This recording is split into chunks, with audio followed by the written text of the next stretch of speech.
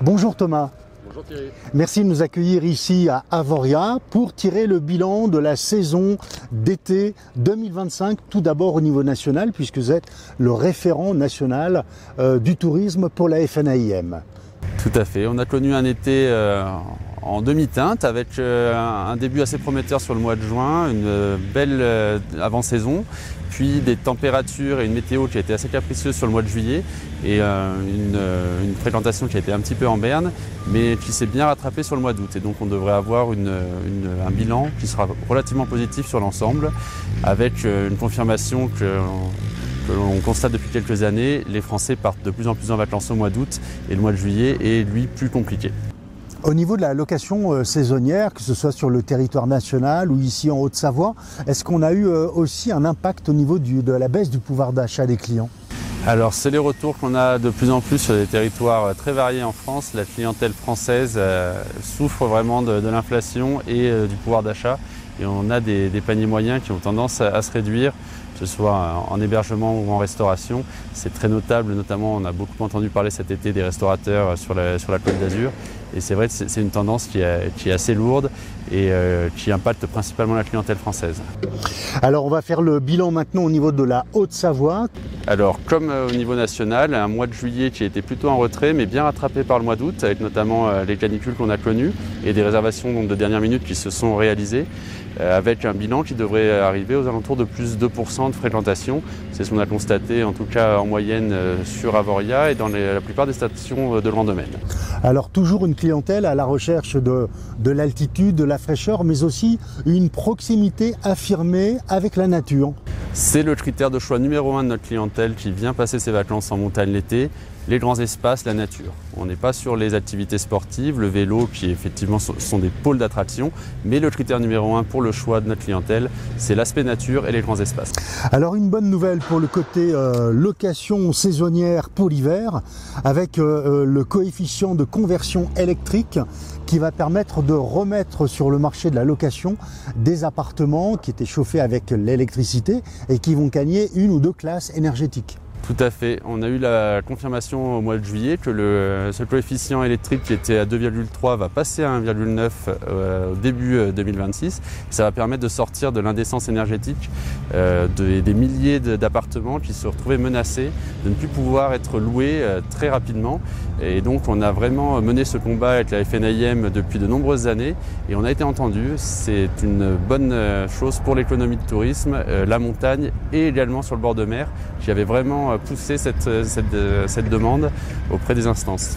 Alors l'actualité aujourd'hui, c'est le constat que les stations de montagne et non plus les stations de ski investissent massivement, que ce soit des stations de charme en moyenne montagne, mais également des grands domaines comme Avoria qui a aussi lourdement investi.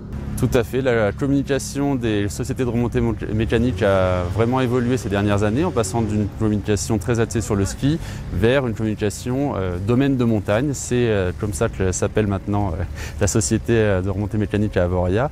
On ne parle plus forcément que de ski, il est toujours au centre des préoccupations, mais on a une diversification. Les appareils sont utilisés maintenant l'été pour le vélo, pour la balade, pour la randonnée et pour d'autres activités. On a du karting version montagne qui se développe de plus en plus dans nos stations. Et tout un tas d'activités qui sont maintenant hors ski et qui fonctionnent de manière assez étendue et qui permettent de limiter un petit peu les impacts de la baisse de l'enneigement que l'on constate et principalement en dessous de 1500 mètres d'altitude. Même l'hiver, les activités hors ski se développent et on a de plus en plus un public assez divers. Même si la majorité font du ski dans nos stations de grand domaine, dans une famille, il y a souvent un ou deux qui ne pratiquent pas d'activité et qui donc cherchent pour s'occuper lors des journées en montagne. On a tout le développement des activités indoor, mais également des activités outdoor hors ski, des balades en raquettes, du ski de randonnée et puis tout un tas d'activités de pleine nature et c'est vraiment ce que recherchent les clients aujourd'hui. Alors nous sommes ici à Avoria, on voit qu'il y a pas mal d'activités, des corps de métier qui s'activent pour préparer, déjà pour démonter les équipements de l'été et aussi pour préparer l'hiver déjà maintenant. Tout à fait. Dès la fermeture de la saison au tout début septembre, les équipes de la municipalité démontent les infrastructures de l'été pour préparer une saison d'hiver avec de la neige qui peut arriver dans nos territoires à partir du mois d'octobre. et c'est le début des campagnes de rénovation des immeubles qui sont relativement courtes puisque dans nos territoires de montagne, on ne peut travailler que en mai, juin et septembre, octobre, novembre pour faire tous les travaux de rénovation qui sont rendus indispensables, notamment pour la rénovation énergétique, mais également les travaux d'entretien courant des immeubles, puisqu'il n'y a pas de travaux pendant les saisons et les exploitations été et hiver. Nous avions évoqué déjà auparavant les travaux de rénovation énergétique ici à Avoria qui sont particuliers parce que l'encadrement qui est fait principalement de bois nécessite des aménagements spéciaux pour être en conformité avec la rénovation énergétique et le DPE. Qu'en est-il aujourd'hui? Est-ce que ces nouveaux travaux vont pouvoir avoir lieu? Alors on a aujourd'hui, au-delà de la rénovation énergétique qui est rendue obligatoire pour lutter contre l'indécence énergétique et permettre au parc immobilier de rester en location, nous avons une réglementation incendie qui s'est durcie, notamment sur les façades bois depuis quelques années, et on est en train de voir le bout du tunnel puisque des études sont mises en place pour aboutir à un procédé constructif qui permette de garder nos façades en bois pour garder ce cachet architectural qui est protégé à Avoria et dans un certain nombre de stations. Et on a bon espoir de pouvoir arriver à une solution d'ici l'année prochaine avec les études qui sont menées en cours, notamment cofinancées par la commune de Morzine-Avoria. Ce sont des équipements qui pourront s'adapter pour la rénovation des bâtiments anciens et pour les nouvelles constructions également?